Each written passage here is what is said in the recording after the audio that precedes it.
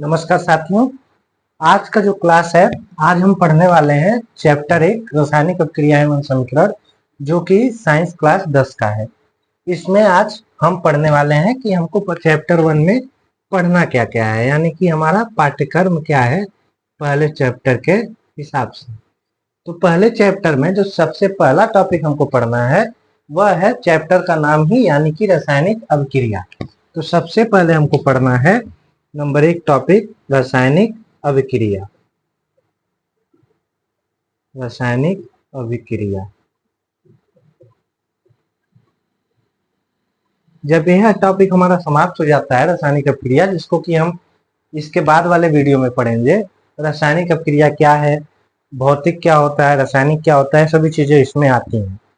ठीक है। रासायनिक अभिक्रिया को पढ़ने के बाद हम दूसरा टॉपिक इसी चैप्टर के नाम से ही, जो कि है रासायनिक समीकरण। तो रासायनिक समीकरण के बारे में हम दूसरा टॉपिक पढ़ेंगे। दूसरा हो जाए हमारा रासायनिक समीकरण।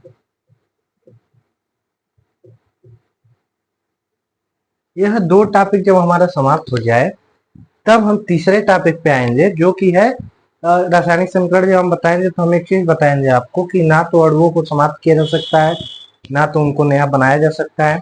तो जब हम यह बताएंगे तो वह एक नियम आता है द्रव की अविनाशिता का नियम। तो वह हमको तीसरे वीडियो में अपने पढ़ना है, द्रव की अविनाशिता का नियम।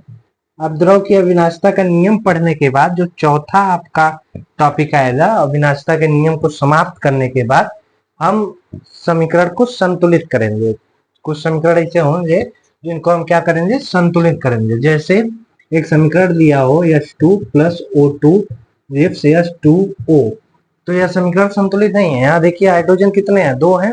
इधर हाइड्रोजन कितने हैं, 2 हैं। यहाँ ऑक्सीजन कितना है, 2 है। लेकिन यहाँ ऑक्सीजन एक ही है, अकेला है। तो समीकरण संतुलित नहीं है। तो कैसे संतुलित होता है यह भी इस चैप्टर में हमको पढ़ना है। तो जो इसके बाद का टॉपिक है वह है रासायनिक समीकरणों का संतुलित करना। रासायनिक समीकरणों को संतुलित करना। रासायनिक समीकरणों को संतुलित करना। यह टॉपिक जब समाप्त हो जाएगा तब हम पढ़ेंगे रासायनिक समीकरणों के प्रकार के बारे में, जो कि मोस्ट इंपॉर्टेंट है। प्रकार से हमेशा क्वेश्चन आता है। तो इसके जो 5वां हमारा टॉपिक होगा वह है रासायनिक समीकरणों के प्रकार। रासायनिक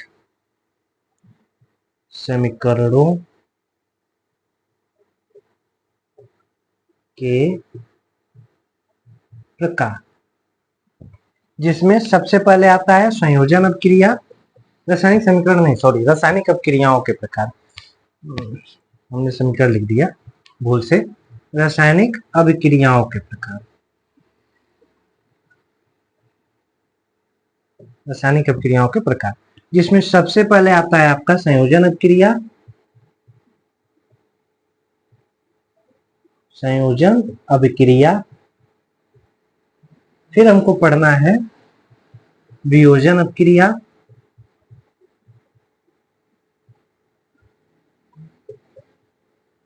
वियोजन अभिक्रिया। वियोजन अभिक्रिया के बाद हमारा आता है विस्थापन या प्रतिस्थापन अभिक्रिया। जो तीसरी अभिक्रिया आती है, विस्थापन या प्रतिस्थापन अभिक्रिया।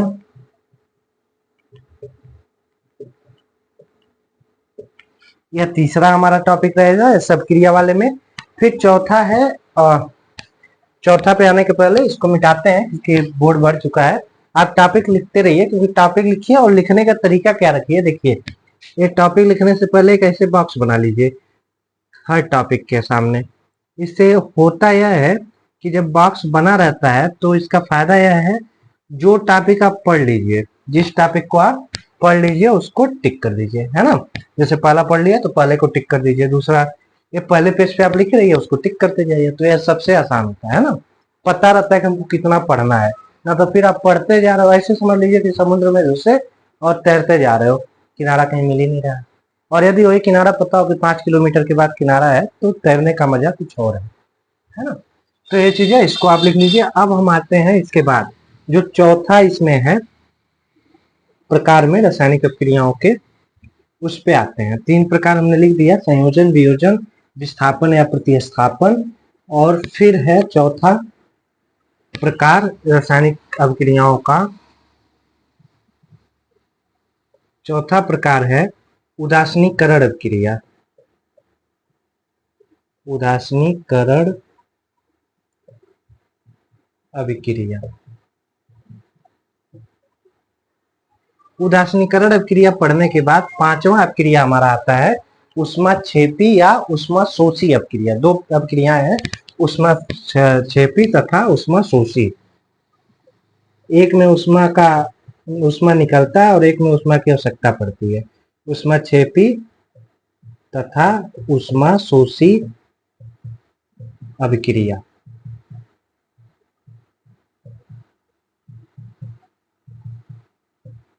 ठीक है, यह टॉपिक भी हमारे लिए इंपॉर्टेंट है, तो इसको भी हम पढ़ लेते हैं।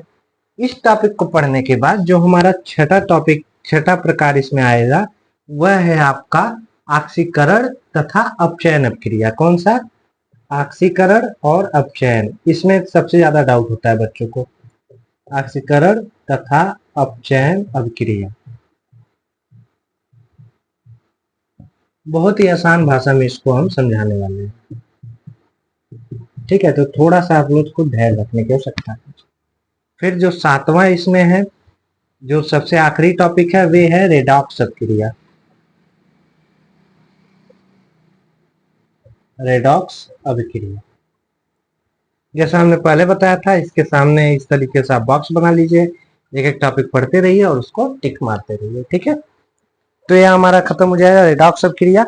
इतना खत्म करने के बाद जो मेन हमारा काम आएगा, वे है इस चैप्टर का पूरा हमको रिवीजन कराना है। तो हम इसका रिवीजन भी आपको कराएंगे, क्योंकि जल्दी से, जिससे आपको सब चीजें याद हो सके। और रिवीजन इसी जो हम पाठ्यक्रम में जो लिखवा रहे हैं, इसी से कराएंगे, आपको एकदम दिमाग में बैठा देंगे आपको। ठीक है, तो रिवीजन कराएंगे। उसके बाद जो इससे रिलेटेड कुछ क्वेश्चंस हैं, 2 वीडियो में यह क्वेश्चन हम आपको सॉल्व कराएंगे, 2 वीडियो में। ठीक, तो इसके टोटल कितने वीडियो हो रहे हैं भाई, आप देख के आप कुछ जान सकते हो। यहाँ 4, 3, 7 और पहले कितने थे? 3, 3 के बाद 4, 5, 6, 7, 8 वीडियो में आपका यह पूरा का पूरा जो है चैप्टर खत्म हो जाएगा, पहला चैप्टर। ठीक है, तो रासायनिक समीकरण आपका यहीं पे समाप्त हो जाएगा। तो कल का जो वीडियो होगा, कल के वीडियो में हमको क्या पढ़ना है? पहला टॉपिक जो कि है रासायनिक अभिक्रिया। रासायनिक अभिक्रिया जो पहला टॉपिक है, उस कल के वीडियो में हम उसको आपके सामने रखेंगे। ठीक है, तो उसके बारे में हम लोग रासायनिक अभिक्रिया के बारे में कल के वीडियो में चर्चा करेंगे। तो निश्चित तौर पे टॉपिक आपको समझ में आ चुका होगा, सिलेबस आपको पता है, क्या क्या पाठ्यक्रम आपका होने वाला है आपको पता चल चुका होगा। तो बाकी अब कुछ खास इसमें बचता नहीं है आज के क्लास में। तो मिलते हैं अब हम नेक्स्ट क्लास में, तब तक के लिए नमस्कार।